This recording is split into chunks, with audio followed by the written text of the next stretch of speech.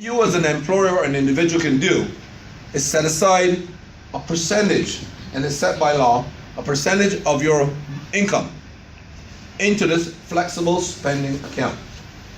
It sits there. In the States, it doesn't gain any interest, but it sits there. If you have an expense that you have to incur outside your normal, that you need your normal medical expenses, like a high copay, you go back and you can take that money out and use it for that. The beauty of that in the States is that that money that you put in that pot is deducted from your gross income. So you get a tax credit. Okay? You get a tax credit.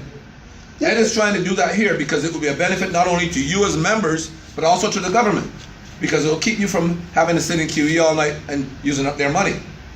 So the health spending account is an account that you set up with the credit union, and we'll talk about that in a minute. Okay? The Bridgetown Credit Union jumped at this idea and said, this is a great idea. So it tells you that this is not a fly-by-night thing. I am not here to talk to you about a plan for 1 year. I'm looking for sustainability, and we're going to talk about that in a moment.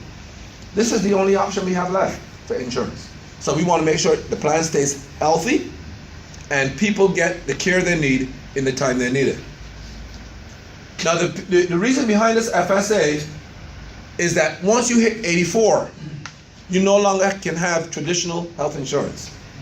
This new company that we came in, PA company, went back to Lloyd's after we had the company with the 74 age thing, and they begged, and we begged, and we pushed, and we begged, and Lloyd's of London said, okay.